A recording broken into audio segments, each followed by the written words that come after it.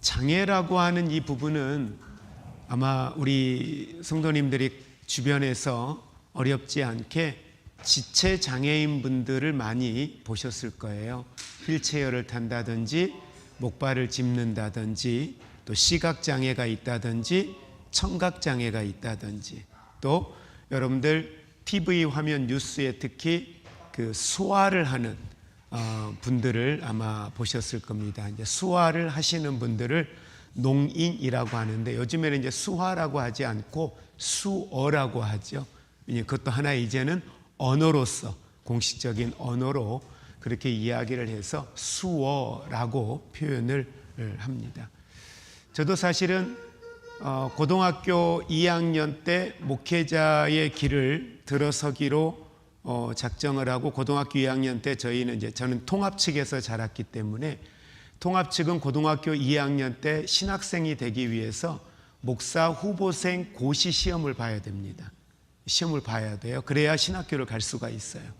그래서 고등학교 2학년 때 목사 후보생 고시 시험을 보고 그리고 이제 고등학교 3학년 되어서 계속 준비를 하는 과정에 제가 이제 88학번인데 87년도에 고3 때인데 이때 TV에 보이지 않던 자막이 하나가 보였어요. 그 보였던 자막이 뭐였냐면 수어예요.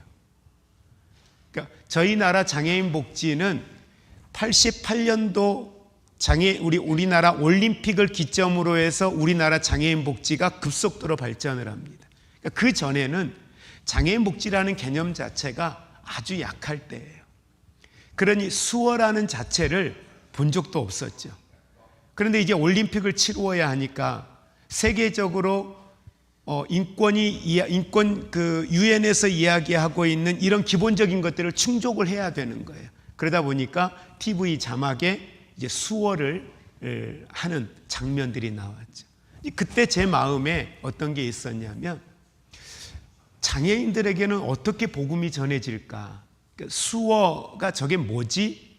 농아인들, 말을 하지 못하는 농아인들이 쓰는 언어라는 거예요. 그러면서 궁금해진 거죠. 어떻게 장애인들에게 복음이 전해질까? 라는 막연한 그 궁금증이 저에게 있었습니다.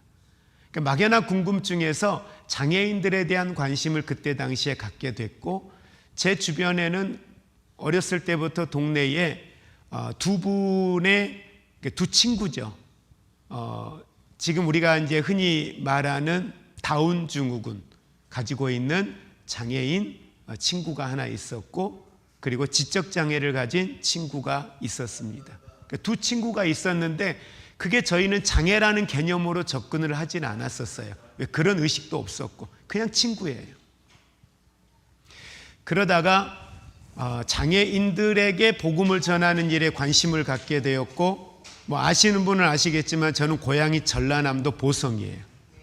그리고 제가 가기로 계획되어 있던 신학교는 광주에 있는 호남신학대학 거기를 가기로 계획이 되어져 있다가 그때 3학년 때 그걸 접하면서 막연하게 장애인들과 관련된 게 뭐가 있나 해서 특수교육학과라는 게 있다는 걸 나중에 알았죠.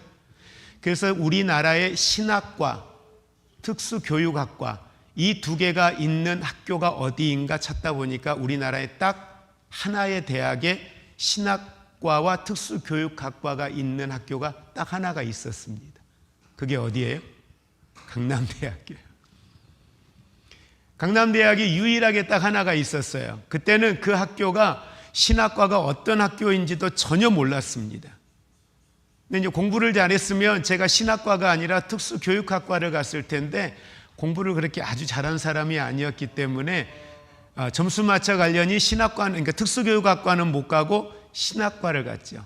그리고 특수교육학을 복수 전공하면 되겠다. 그리고 이제 강남대학을 갔습니다. 근데 이제 가서 보니 신학과가 저희가 생각하는 일반 신학이 아니었습니다. 목회자를 양성한 신학이 아니었죠.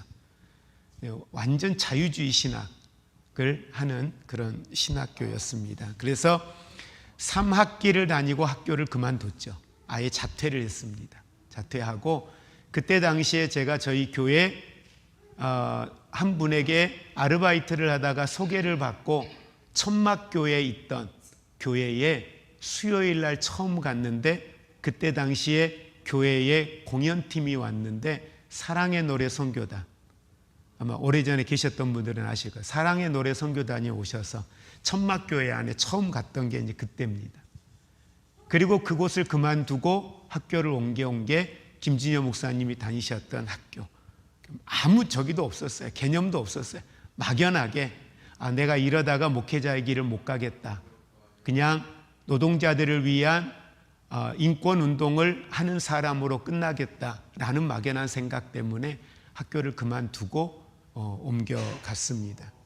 자, 무슨 말씀을 드리려냐면, 그렇게 해서 저는 이제 장애인 사역을 관심을 갖다가 저희 교회에 부교육자로 있는 동안 이제 아내를 만났죠. 아내를 만났는데 아내는 교제를 시작을 했는데 자기는 장애인들에 대한 선교 사명이 있다는 거예요.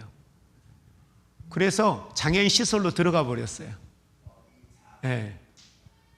지금은 뭐 그렇게 인원이 많지 않지만 그때 당시는 15명, 10명 한 방에 장애인분들이 있는 곳에 들어가서 그분들을 돌보는 그런 사역을 아내가 먼저 시작을 했고, 그리고 저는 이제 그때 소원했던 걸 까마득하게 잊고 있었죠. 그리고 98년도부터 이제 장애인 사역을 본격적으로 시작하면서 제가 저희 교회 사임하고 서울에 있던 교회 사임하고 내려와서 본격적으로 2002년도부터 이제 저희 집에서 장애인분들과 함께 사는 공동생활을 시작하면서 장애인 사역을 본격적으로 시작을 하게 됐습니다. 장애인 사역을 하면서 가졌던 가장 큰 마음, 그 마음은 긍휼의 마음이 아니었습니다. 하나님이 주셨던 마음, 그게 오늘 본문 속에 나와 있는 말씀의 내용입니다. 바로 그것은 몸 안에 여러 지체가 있는데, 그 몸 안에 여러 지체가 있는데 그 지체는 한 몸이에요. 근데 그 지체는 매우 다양하다라는 거예요. 이런 사람도 있고 저런 사람도 있고, 연령대도 다양하고 사람의 삶의 형편도 다양하고 인종도 다양하고, 모든 게 너무 다양해요. 하나님의 나라, 우주적인 관점에서 보았을 때에 우리 지구상에 있는 이 나라 속에, 지구상에 있는 모든 나라들을 놓고 보면 하나가 각 지체들이에요.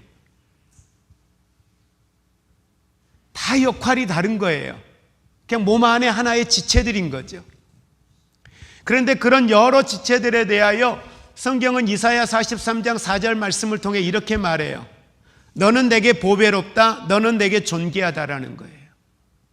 특정한 사람들을 지칭한 게 아니에요. 모든 믿음의 사람들을 지칭해서 너는 내게 보배롭다, 너는 내게 존귀하다라고 이야기를 하고 있는 거죠. 그리고 중요한 건 하나님은 처음부터 장애인을 만드는 게 아니었어요. 하나님은 하나님의 형상으로, 하나님의 모양으로, 하나님은 하나님의 백성들을 창조하셨고, 그 한 사람 한 사람을 바라보시는 하나님의 시선은 이런 시선이었어요. 사람들은 장애를 죄로 봤어요. 죄의 결과물로 봤어요. 그래서 예수님의 제자들도 이렇게 이야기하죠. 누구의 죄 때문입니까? 걷지 못하는, 나면서부터 걷지 못했던 지체장애인을 바라보면서 누구 죄 때문입니까? 라고 물었어요. 자신의 죄 때문입니까? 부모의 죄 때문입니까? 그런데 예수님의 대답은 매우 단호하셨어요. 그리고 매우 간결하셨어요. 예수님의 대답은 하나예요. 누구의 죄 때문도 아니다. 하나님이 하나님의 일을 위해서라는 거예요. 이게 예수님의 답변이었습니다. 그렇다면 장애라고 하는 이유는 어떠한 매우 다양한 이유들로 인하여서 장애가 우리에게 옵니다. 우리는 그걸 선천적 장애냐 후천적 장애냐라고 이야기를 하는데, 대체적으로 약 89% 이상은 후천적 장애라고 이야기를 해요. 다시 말하면 나면서부터 장애를 가진 게 아니라 살다 보니 장애가 내 몸에 만들어진 거예요. 이유는 여러 가지입니다. 매우 다양합니다. 그래서 우리나라는 최근까지 장애 유형을 약 15가지의 장애 유형을 가지고 있습니다. 15가지 장애 유형을 가지고 있는데 선진 국가로 갈수록 장애는 훨씬 더 많아요. 왜? 장애에 대한 정의를 들어보면 여러분들이 그게 이해가 될 거예요. 유엔에서 장애인 권리 선언을 하는데 그 유엔이 말하고 있는 장애인을 이렇게 정의를 내려요. 장애는 신체적, 정신적 능력의 제한으로, 잘 한번 봐보세요. 신체적, 몸, 정신적, 뇌 기능, 능력의 제한, 신체적인, 뇌, 정신적인 생각, 이것들에 대한 제한이 있어요. 그 제한으로 인해서 일상생활, 사회생활, 이것을 독립적으로 혼자서 온전히 수행하지 못하는 사람, 그들을 장애인이다라고 이야기를 합니다. 그래서 손가락에 다쳤어요. 근데 이게 영구적으로 쓰지 못해 잘. 그럼 이게 뭐예요? 신체에 손상을 입어서 이 손상으로 인하여 기능을 다하지 못해. 그래서 그를 장애인이라고 해요. 물론 그 장애 정도에 따라 등급을 매기죠. 세계보건기구 WHO에서는 장애를 드러난 상태를 가지고 장애를 말하지 않아요. 여기는 의료적 기관이다 보니까 좀 다른 관점이에요. 질병, 손상, 활동의 제한, 사회적 제약. 다시 말하면 장애는 개인의 문제가 아니라는 거예요. 사회적 환경이 함께 만들어낸 현실이라고 이야기해요. 여러분 이런 이야기 들어보셨습니까? 장애인이 편하면 모두가 편하다. 아파트에 보면 여러분 경사로 만들어 놓았죠. 계단이 있는데 왜 굳이 경사로를 만들었을까요? 보통 그건 노약자들을 위한, 사회적 약자들을 위한 공간으로 사회 편의시설로 만들어 놓은 거예요. 그런데 본래 처음에는 장애인들을 위해 만들었는데 누가 편해요? 임산부가 편해요. 누가 편해요? 어르신들이 편해요.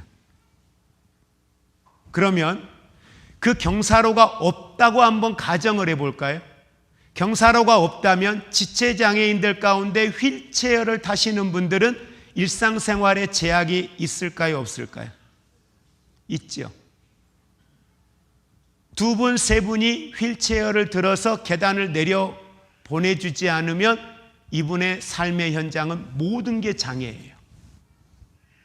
그런데 경사로가 있으니까 몸은 좀 불편할 수 있지만 휠체어를 타고 누구 도움 없이도 경사로를 엘리베이터 타고 내려와서 경사로를 타고 내려오니 일상생활에 장애가 있어요, 없어요? 없어요. 다시 말하면 세계보건기구가 말하고 있는 이 장애에 대한 정의를 할 때 이 장애는 개인 한 사람이 가지고 있는 어떠한 신체의 손상이나 활동의 제한만이 아닌 사회적 환경이 함께 만들어낸 현실이다라고 이야기를 하고 있는 거예요. 우리가 사회적으로 활동하는데 제약이 있어요. 그런데 그 제약이 될 만한 것들을 다 해소하면 어떨까요? 비록 몸은 불편해서 휠체어를 탄다든지 전동 스쿠터를 탄다든지 타지만 못 갈 곳이 없겠죠. 버스가 다 저상버스예요. 못 갈 곳이 없겠죠. 기차를 타는데 저상으로 해서 내가 계단 없이도 올라갈 수가 있다면 못 갈 곳이 없겠죠. 계단이 있어요. 턱이 있어요. 버스를 타야 되는데 저상버스가 아니에요. 활동에 제한이 있겠죠. 그래서 선진국가로 갈수록 건물 하나를 지어도 기본적으로 뭐가 꼭 들어가요? 장애인 편의시설. 그래서 그렇게 경사로를 해놓으니 어르신들이나 임산부나 어린이나 모든 사람이 다 편하게 이용할 수 있더라. 그리고 보통 우리가 사전적 의미에서 장애는 일상생활과 사회생활의 제약을 설명할 때 보통 장애인이라 이렇게 이야기를 합니다. 자, 그러면 그래도 저희 교회 안에 이제 사랑부가 있잖아요. 사랑부가 있고, 여러분들 우리 교회 안에서 보면은 우리 사랑부 친구들 보면은 예배 시간에 왜 저러지? 왜 저렇게 청년이 됐고 나이가 이제 어른들이 됐는데 왜 저렇게 예쁘게 앉아서 예배를 못 드리고 왜 저렇게 우리가 알지 못하는 말과 알지 못하는 행동을 저렇게 반복되게 할까? 이해가 안 되실 거예요. 네, 여러분, 지금 이 모습이 우리가 예배를 드리고 있는 모습이에요. 때로는 돌아다닐 수 있어요. 예배 드리고 있어요. 그게 예배자의 모습이에요. 지금 우리 친구들이 또 할 수 있는 최선의 예배예요. 그래서 보통 우리 지금 사랑부에 있는 이 청년들을 우리가 이야기할 때 장애를 저분들을 발달장애인이라고 이야기를 합니다. 그런데 보통 발달장애인이라고 이야기할 때 우리는 두 가지를 함께 가지고 있어요. 발달장애 그랬을 때 발달장애는 큰 의미에서 발달장애 그렇게 이야기하고 그 발달장애 안에는 지적장애와 자폐성장애, 자폐 스펙트럼 뭐 이렇게도 보통 이야기를 해요. 그러니까 발달장애 안에 지적장애가 있고 자폐성장애가 있다 이렇게 이야기하거든요. 그러면 지적장애가 뭔가 또 이제 여러분들이 궁금하실 수 있어요. 그러면 지적장애를 우리가 이야기할 때 보통 지적장애인은 발달장애인분들은 대체적으로 지적장애와 자폐성장애와 그러니까 자폐성장애인분들은 지적장애와 두 개의 장애를 보통 같이 가지고 계세요. 자폐성장애와 지적장애를 중복장애라고 보통 이야기를 해요. 왜 그러냐면 지적장애를 우리가 이야기할 때 보통은 흔히 여러분 아는 지능검사 있죠. 지능검사를 우리 이제 IQ 검사라고 이야기하는데 이 지능검사가 보통 70 이하이신 분들, 그러니까 평균치에 미치지 못하신 분들, 이분들을 보통 우리는 지적장애인이다라고 이야기합니다. 그래서 과거에는 지적장애를 1급, 2급, 3급 이렇게 나누었어요. 그래서 1급과 2급은 중증장애인, 3급은 경증장애인 이렇게 나누었는데 장애 안에 무슨 등급이 있냐? 그래서 이걸 우리나라에서는 등급을 폐지하고 심한 장애인, 심하지 않는 장애인. 그래서 발달장애에 속한 모든 장애인분들은 심한 장애인 이렇게 이야기를 보통 하고 있습니다. 그래서 지능검사들을 해서 71에서 84 정도가 나오면 이제 경계성 장애인이라고 보통 우리가 이야기를 합니다. 그러니까 법적으로는 70 이하였을 때의 장애 등급을 받고 71에서 84 정도가 되면 경계성 장애인인데 이분들은 장애 등록은 되지는 않아요. 장애 등록은 되지 않는데 이제 이분들을 위한 복지 제도들이 최근에는 많이 여러 곳에서 이제 다시 좀 회자가 되고 있고 이야기가 나오고 있습니다. 그러다 보니까 이분들은 학습 속도, 지적장애인분들은 학습 속도가 대체적으로 좀 늦어요. 그런데 우리가 자꾸 빨리빨리를 이야기하죠. 기다려주지를 못하죠. 그러면 이분들은 의사소통에 있어서 침묵을 해버립니다. 이제 오늘 우리 자리에 함께 하지 못했는데 우리 윤정이 친구, 윤정 청년 같은 경우도 보통 우리가 이제 지적장애 이렇게 이야기를 해요. 그래서 이 친구와 대화할 때는 기다려줘야 돼요. 물어놓고 기다려줘야 돼요. 그래야 대화가 충분히 가능할 수 있습니다. 그리고 얼마든지 대화 잘해요. 의사소통 충분히 할 수 있습니다. 그래서 의사결정이나 문제 해결 능력이 매우 제한된다. 지적장애를 가졌을 때 이렇게 여러분이 이해해 주시면 좋겠어요. 그래서 지적장애인 그러면 이해하고 배우는 능력이 전반적으로 느려요.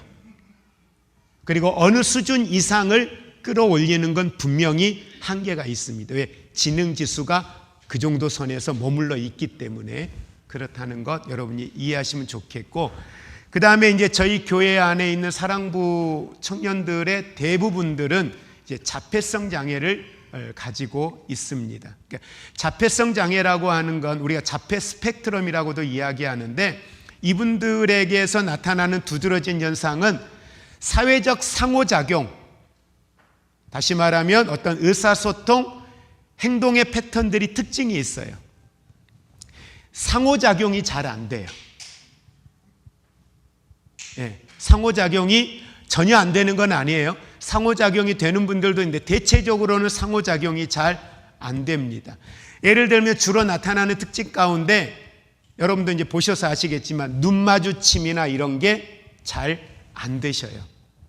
많은 훈련을 통해서 이 사회관계 형성이 어느 정도 또 이렇게 훈련돼서 되시는 분들도 있지만 대체적으로는 잘 안 되십니다. 그리고 반복 행동을 하는 게 있어요. 보통 우리가 이걸 이제 상동 행동이라고 하는데 반복 행동, 특정한 행동을 반복해서 하시는 게 있어요. 왜 저러지? 이렇게 보실 게 아니라 보통 이제 상동 행동을 이렇게 하시는데 뭔가 지금 행동을 하고 있는 거예요. 그런데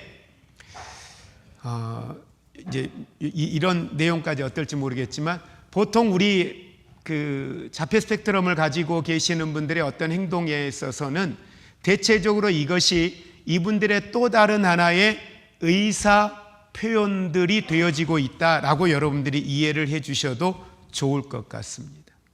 그리고 이분들은 특정한 물건에 매우 집착을 해요. 특정한 물건들에 매우 집착을 해요. 뭐 우리 여기 이제 정윤 씨 같은 경우는 달력 같은 거 이런 거에 또 아주 매우 민감하게 또 반응을 하는 경우도 있습니다. 그리고 이분들은 변화에 대한 강한 거부감이 있어요. 사전에 계획된, 그러니까 우리가 루틴이라 그러죠. 그 루틴대로 움직여지지 않으면 그 상황에 대하여 견디지를 못해요. 예고돼 있어야 돼요. 내 기억 속에는 몇 시부터 몇 시까지는 여기 갔고 몇 시부터 몇 시까지는 여기를 가야 되고 몇 시부터 몇 시는 뭘 해야 되는데 그 루틴이 사전에 예고된 바 없이 바뀌어 버렸다. 그러면 평소에 잘 하던 것도 거기에서 하지를 못합니다. 그러니까 지금 우리 사랑부 안에는 우리 박석철 집사님이나 박안진 권사님은 이제 이 분야는 누구보다도 잘하죠. 우리 박석철 집사님은 사회복지에서 우리 지금 주간이용시설 안에서만 벌써 20년 넘게 전문가로 활동을 하고 있기 때문에 그런 상황을 아시기 때문에 우리 여기 안에 있는 이용임 우리 청년들 한 사람 한 사람에 대해서 이제 어떻게 응대를 해야 할지 이런 상황들을 잘 알죠. 그 사전에 대한 정보가 없으면 바뀌었으니까 그냥 뭐 이렇게 얘기해 주면 되겠지, 그냥 가면 되겠지, 그러면 안 된다는 거죠. 그 사전에 충분한 설명들이 있어야 된다는 거. 예를 들어서 오늘 사랑부 예배가 있는데 헌신 예배예요. 그럼 아침에 보통 9시에 와야 되잖아요. 근데 이게 사전에 얘기가 안 되면 9시에 교회 가야 되는데 차가 안 오네, 9시에 교회 가야 되는데 엄마가 나를 차 타고 나갈 수 있도록 도와주지를 않네, 이제 이러면 감정에 생각에 충돌이 생기는 거죠. 그럼 아주 힘들어지는 거예요. 그래서 이게 사전에 충분한 공유가 되어져야 됩니다. 자, 이제 이런 특징들이 있어서 어떤 감각적인 부분들에 대해서 대단히 예민하거나 아니면 또 둔감할 수도 있다라는 거. 그래서 매우 다양하다 라는 부분. 그래서 사람들과 관계를 맺거나 소통하는 방식들이 매우 독특합니다. 일반적이지는 않아요. 그러면 할 수 있는 사람이 되지 않는 분들의 눈높이로 내려가는 게 나을까요? 안 되는 분을 내 눈높이로 끌어올리는 게 맞을까요? 할 수 있는 사람이 내려간다는 개념이 좀 그렇죠. 그 눈높이에 가서 거기에 맞는 의사소통을 취하는 게 훨씬 낫겠죠. 어린아이가 할아버지하고 노는데 아이가 할아버지의 눈높이로 옵니까? 할아버지가 아이 눈높이로 갑니까? 아이 눈높이로 가요. 애교를 부려요. 할아버지가 그 손주 앞에 애교를 해요. 아이의 언어로 이야기해요. 아이의 방식으로 이야기를 해요. 왜? 그래야 아이와 소통할 수 있으니까. 그럼 우리 사랑부에 계시는 우리 청년들하고도 소통할 때 그 소통의 방식으로 소통을 해주신다면 훨씬 이해하기가 쉽겠지요. 자, 그러면 오늘 우리가 이 사랑부 헌신 예배를 함께 드리면서 우리가 함께 말씀을 통해서 오늘 우리 교회가, 우리 성도로서 살아가는 저와 여러분들이 이 장애라고 하는 이 부분들을 어떻게 우리가 볼 것이냐, 특별히 성경적인 부분에서 장애에 대한 관점, 구약에서는 어찌 보면 죄에 대한 결과물로 보는 관점들, 그들의 문화 속에서 그들은 그렇게 많은 관점에서 보았는데, 신약에 와서 예수님 때에 바라보는 관점은 그들이 가지고 있는 문화적 시혜적 관점이 아닌 하나님의 시선으로 그걸 바라보면서 이야기하고 있는 모습들을 우리는 성경을 통해서 보게 돼요. 자, 그러면 우리는 이걸 먼저 하나 좀 봤으면 좋겠습니다. 국가적인 입장에서 장애인 인권에 대한 부분을 어떻게 보는가? 헌법 제10조는 이렇게 말합니다. 모든 국민은 인간으로서 존엄과 가치를 가진다. 인간으로서 존엄과 가치를 갖는다. 그런데 그 앞에 전제하는 조건이 있습니다. 모든 국민은. 그럼 그 사람이 장애인이냐, 그 사람이 노숙인이냐, 그 사람이 사회적으로 소외받는 특정한 계층에 있는 사람이냐, 그건 중요하지 않습니다. 그분이 대한민국 국민이냐 아니냐가 중요한 겁니다. 그 사람이 대한민국 국민이라면 그는 인간으로서 존엄, 가치 가지고 있다는 겁니다. 이건 성경과 동일합니다. 성경은 그렇게 말합니다. 너는 내게 보배롭다. 너는 내게 존귀하다. 성경의 가치와 동일하게 이야기합니다. 그래서 여러분, 우리나라뿐만 아니라 세계가 가지고 있는 선진국가로 갈수록 이 인권에 관한 헌법의 내용들을 보면 매우 성경적입니다. 그리고 성경과 일치합니다. 헌법 제11조는 이렇게 말합니다. 한번 우리 따라할까요? 모든 국민은 차별받지 않는다. 여러분은 차별받는 걸 허락하셔서 안 돼요. 그 사람이 내 앞에 와 있는 사람이 대통령일지라도 여러분은 대통령 앞에 차별받으시면 안 돼요. 때로는 여러분이 직장 안에서 여러분의 직장 상사일지라도 사회적 계급은 어떨지 모르겠어요. 그러나 인권에 있어서는 차별받으면 안 돼요. 그거에 대하여 불편함을 느끼는 건 너무 당연한 거예요. 그게 특별한 게 아니에요. 그래서 선진국가로 갈수록 이 문제는 몸의 상해를 입은 것보다 그 사람의 정신세계에서 그 사람의 가치로 차별받는 문제가 법적으로 소송이 걸리면 그거는 매우 큰 중범죄로 다루어지게 됩니다. 헌법 제34조도 이렇게 말합니다. 국가는 사회적 약자를 보호할 책임이 있다.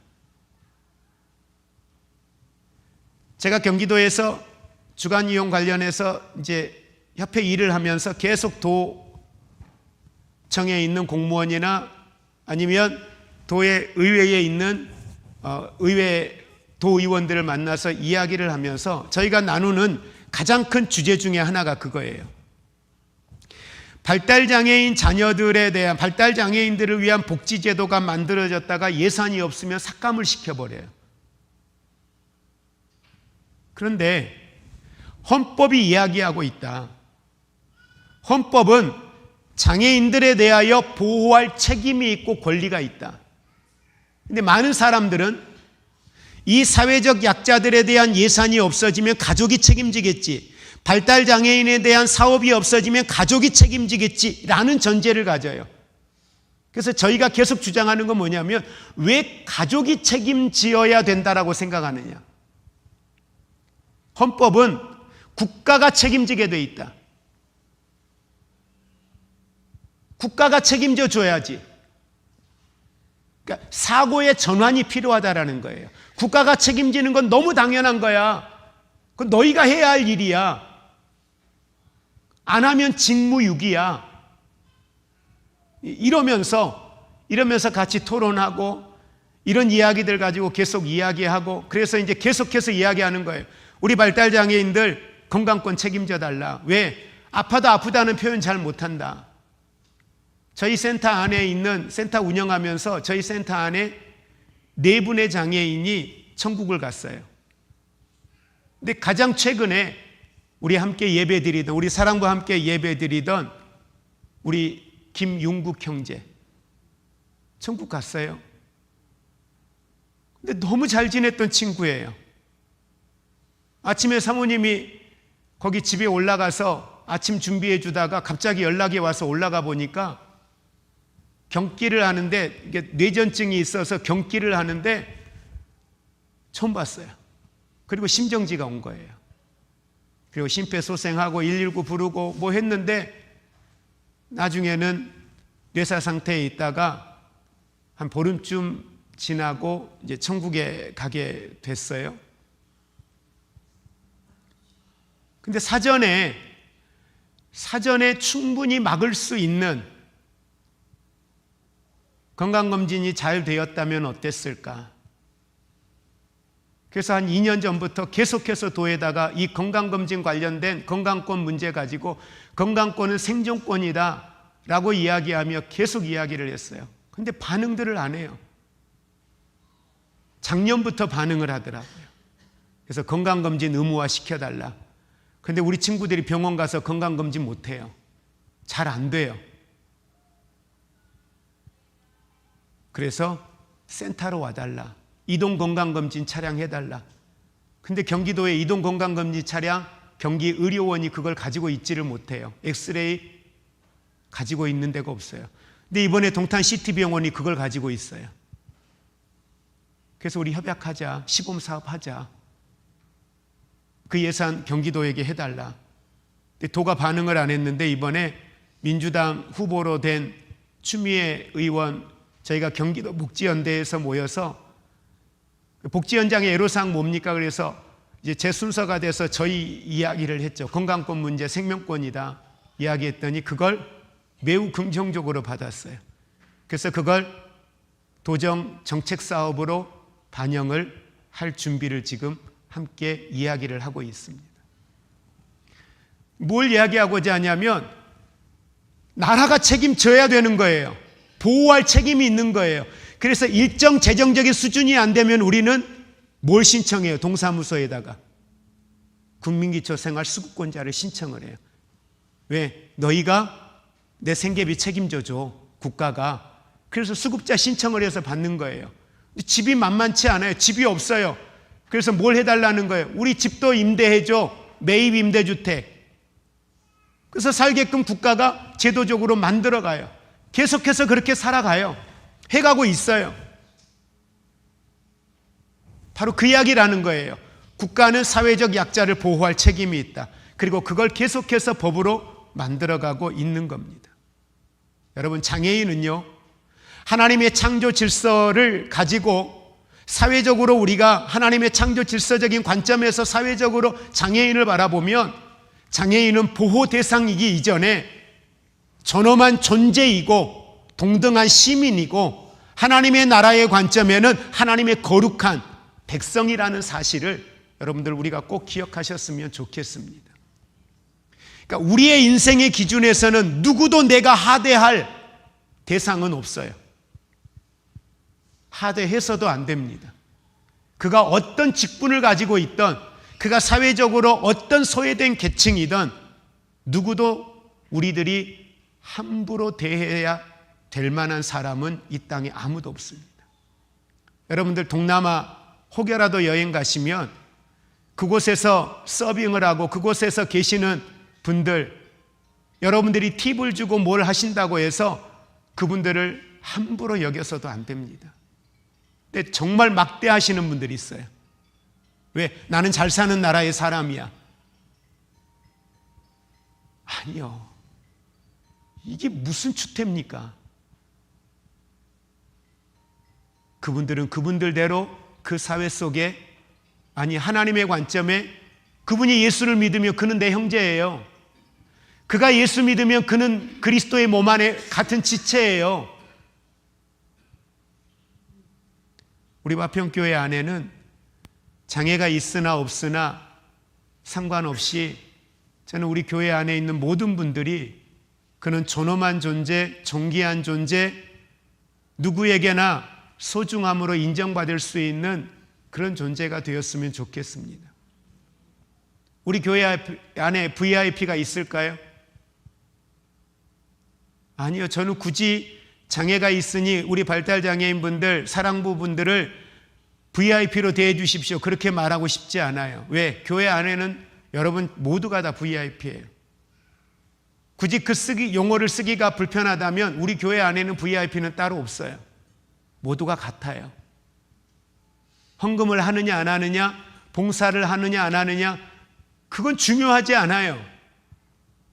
그게 그 사람의 가치를 평가하는데 조금도, 단 1도 그 안에는 중요하지 않습니다. 우리 모두는 함께 더불어 살아가는데 이곳의 기능이 약하면 이곳의 기능이 더 강하면 할 수 있는 거예요. 오른발의 기능이 약한데 왼발의 기능이 좋아요. 그럼 왼발이 좀 더 움직이면 되는 거예요.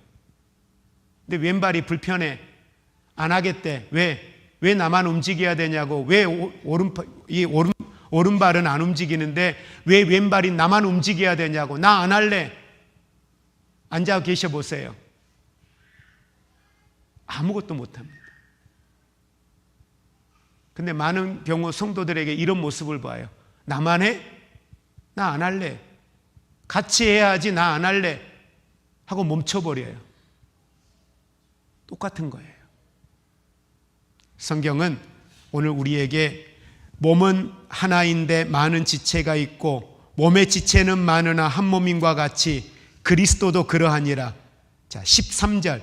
우리가 유대인이나 헬라인이나 종이나 자유인이나 다 한 성령으로 세례를 받아 한 몸이 되었고 또 다 한 성령을 마시게 하셨느니라. 14절 합독합니다. 몸은 한 지체일 뿐만 아니라 여럿이니. 15절. 만일 발이 이르되 나는 손이 아니니 몸이 붙지 아니하였다 할지라도 이로써 몸에 붙지 아니한 것이 아니요. 16절. 또 귀가 이르되 나는 눈이 아니니 몸에 붙지 아니하였다 할지라도 이로써 몸에 붙지 아니한 것이 아니니. 17절. 만일 온 몸이 눈이면 듣는 곳은 어디이며 온 몸이 듣는 곳이면 냄새 맡는 곳은 어디이냐. 그러면서 18절에 하나님이 그 원하시는 대로 지체를 각각 몸에 두셨다. 여러분, 하나님의 섭리 속에 우리 모두를 바라보는 하나님의 은혜가 있기를 원합니다. 말씀을 정리합니다. 한 발달장애인 자녀를 둔 어머니의 고백입니다. 신앙생활을 아주 신실하게 잘 하셨던 분이셨는데 그분이 이런 이야기를 하십니다. 처음에는 장애인 자녀가 우리 가정에 태어났을 때 하나님, 왜 우리 가정에 이런 일이 왔는지 이해하지 못했습니다. 왜 저희입니까? 왜 이 땅에 많은 사람 가운데 왜 저희 가정입니까? 그런데 그분이 어느 날 하나님의 말씀을 듣다 깨달았어요. 그러면서 그분이 이렇게 이야기합니다. 하나님이 나를 선택하셨다는 거예요. 예수님 말씀처럼 장애는 하나님이 하나님의 일을 위해 허락하신 것이라 했는데 중요한 건 왜 우리 가정이냐라고 말하는 이분에게 그분이 말씀 안에 믿음 안에 가까이 들어가 보니 하나님이 나를 선택하셨구나. 누구 죄 때문이 아니라 하나님이 나를 선택하셔서 이 아이를 우리 가정에 이 땅에 보내셨구나. 그래서 그분은 이후에 그렇다고 이 아이의 장애가 사라지거나 없어진 것 아닙니다. 계속입니다. 그런데 이분의 고백이 이렇습니다. 장애는 사라지지 않았지만 가정은 하나님의 사랑으로 채워졌습니다. 이것이 하나님의 일입니다. 그렇게 신앙의 고백을 하시는 말씀을 들었습니다. 우리 사랑하는 성도님들, 또 장애인 자녀를 두고 있는 우리 믿음의 가족들, 또 또 이 시간 함께 예배를 드리는 우리 사랑부 친구들, 우리 모두는 그리스도와 함께 더불어서 한 몸 안에 한 지체로 공동체임을 믿으시고 그 속에서 오늘을 살아가는 우리 모두가 되었으면 좋겠습니다. 오늘 사랑부원신 예배를 드리면서 우리는 하나님이 우리에게 이런 질문을 하신다면, 너는 내 몸을 사랑하느냐? 너는 내 몸을 사랑하느냐? 여러분, 우리는 외면하고 있지는 않나? 아니면 정말 한 몸으로 살고 있나? 우리 자신을 돌아볼 수 있기를 원합니다. 이 시간 함께 우리 같이 기도했으면 좋겠습니다. 우리는 사람을 외모로 판단할 때가 있습니다. 우리가 사람을 외모로 판단하지 않도록 하나님 도와주십시오. 하나님의 시선으로 바라보게 하여 주옵소서. 장애를 가진 이들을 불쌍한 대상으로 보지 않게 하시고 함께 살아가는 공동체로, 지체로 바라볼 수 있도록 도와주시옵소서. 우리 화평교회가 이 시대에 하나님의 나라를 보여주는 공동체가 되게 하여 주시옵소서. 발달장애, 자폐성, 지적장애, 하나님, 우리가 이 장애를 가지고 살아가는 우리 사랑부 친구들에게 한 몸 안에서 우리가 더불어 이들과 함께 해야 할 일들이 있다면 사랑으로, 때로는 섬김으로, 때로는 함께 걸음으로 그 길을 동행하는 우리 교회 되게 하여 주시옵소서. 또 기도해 주십시오. 발달장애를 가진 자녀를 둔 가족들을 위해서도 기도해 주십시오. 쉽지 않는 길입니다. 아니, 많이 힘든 길입니다. 때로는 많이 외롭습니다. 복지 현장에 있는 우리는 힘들면 아프면 쉴 수 있고 그만둘 수 있습니다. 그러나 가족들에게는, 부모에게는 아무리 힘들어도 멈출 수 없는 길입니다.